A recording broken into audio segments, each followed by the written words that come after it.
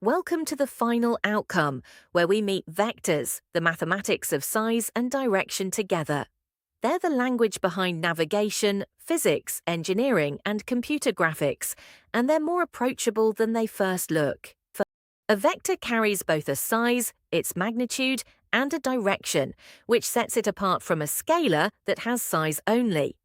The classic example is speed versus velocity. Speed is just a number, but velocity is speed in a particular direction. In this outcome, we'll cover position, free and column vectors, the I, j, and k components, how to add, subtract, and scale them, and how to find a vector's length. Then we'll write the equation of a line, classify how lines relate, and use the scalar product to find angles. There are a few kinds of vector worth naming. A position vector runs from the origin to a point, so OA pins down where A sits. A free vector is defined only by its size and direction and isn't tied to any starting point. And a column, or component, vector is written out in its parts, like 3, 4, or equivalently 3i plus 4j. We build vectors from unit vectors, which are vectors of length 1 pointing along the axis.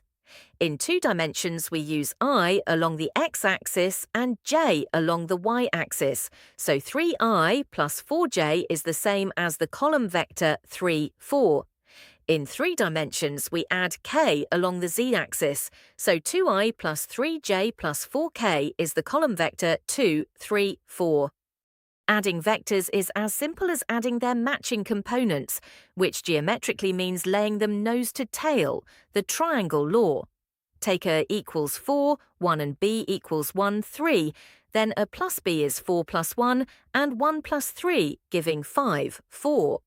To subtract, we subtract components, so a minus b is 3 minus 2. The resultant a plus b runs from the start of a all the way to the end of b. Scaling a vector just multiplies every component by the same number. Given a equals 2, minus 1, 3, and b equals 1, 0, 4, let's find 3a minus 2b. 3a multiplies each part of a by 3, giving 6, minus 3, 9, and 2b gives 2, 0, 8. Subtracting component by component leaves 4, minus 3, 1, or in I, j, k form, 4i minus 3j plus k. A vector's magnitude is its length, and we find it with Pythagoras. For a equals 3, 4, the magnitude is the square root of 3 squared plus 4 squared, which is the square root of 25, a tidy 5. In 3 dimensions, we just add the third component in.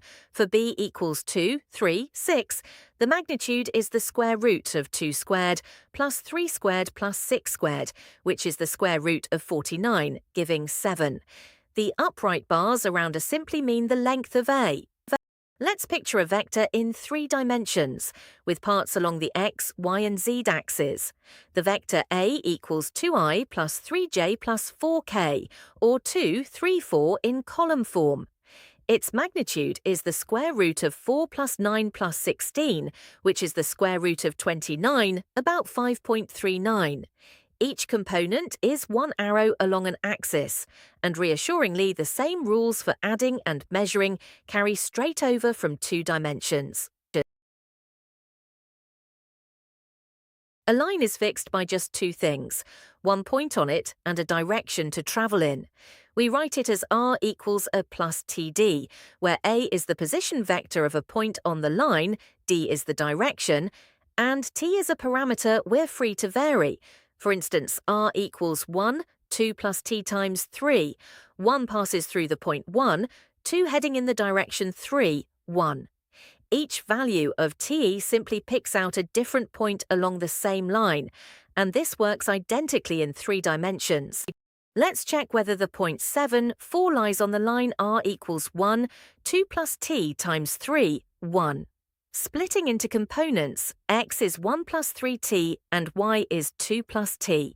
From the x equation, 7 equals 1 plus 3t gives t equals 2, and checking the y equation with t equals 2 gives 2 plus 2, which is 4, a match. Because the same value of t works for both, the point does lie on the line. Had the two values disagreed, it wouldn't. Two lines can relate in three ways. Intersecting lines meet at a single point, sharing a consistent value of the parameters. Parallel lines have direction vectors that are multiples of one another, so they run alongside and never meet. And skew lines, which only exist in 3 dimensions, are neither parallel nor intersecting. They sit in different planes and never cross. To test for parallel, check whether one direction is a scalar multiple of the other. To test for intersecting, solve the components and see if a consistent parameter exists. The scalar product, also called the dot product, multiplies two vectors together to give a single number. 4a equals a 1, a 2, a 3, and b equals b1, b2, b3. It's a 1b1 plus a 2b2 plus a 3b3. It also equals the magnitude of a times the magnitude of b times the cosine of theta, where theta is the angle between them. Rearranged, cosine theta equals a dot b over the magnitude of a times the magnitude of b, and if the dot product is 0, the vectors are perpendicular. Let's find the angle between a equals 4, 0 and b equals 3, 3. The scalar product is 4 times 3 plus 0 times 3, which is 12. The magnitudes are 4 for A and the square root of 9 plus 9, which is the square root of 18, about 4.243, for B. So cosine theta is 12 over 4 times 4.243, which is about 0.7071, and taking the inverse cosine gives theta equals 45 degrees. Now a three-dimensional example, the angle between A equals 1, 2, 2 and B equals 2, 0, 1 to the nearest degree. The scalar product is 1 times 2 plus 2 times 0 plus 2 times 1, which is 2 plus 0 plus 2, giving 4. The magnitude of A is the square root of 1 plus 4 plus 4, which is 3, and the magnitude of B is the square root of 4 plus 0 plus 1, which is the square root of 5, about 2.236. So cosine theta is 4 over 3 times 2.236, roughly 0.5963, and the inverse cosine gives about 53 degrees. Here's the quickest test for a right angle. Are A equals 2 minus 1, 4 and B equals 3, 2 minus 1 perpendicular? We just compute the scalar product, 2 times 3 plus minus 1 times 2 plus 4 times minus 1, which is 6 minus 2 minus 4, exactly 0. Since the dot product is 0 and neither vector is the 0 vector, they are indeed perpendicular. Let's bring the vectors together.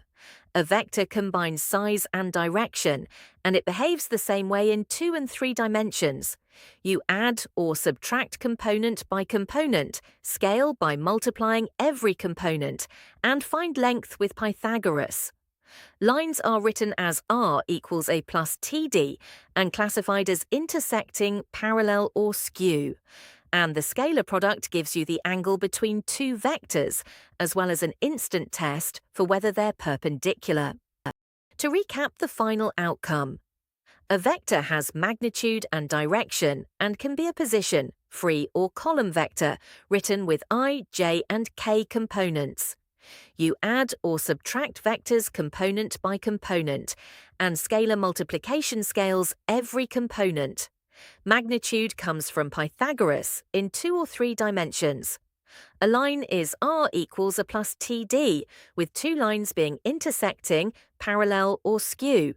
And the scalar product, a dot b equals the magnitude of a times the magnitude of b times cosine theta, gives the angle between vectors, with a dot b equal to 0 meaning they're perpendicular. That completes both this outcome and the whole unit, having taken you from vector components and magnitude through lines in space to angles by way of the scalar product. Vectors reward a bit of practice, so do sketch them out and work the dot products through until the method feels natural. To go deeper, the reading list points to core maths for advanced level, the CGP guides and the engineering mathematics texts, with plenty of worked vector problems on Maths Genie, Dr. Frost Maths and Khan Academy.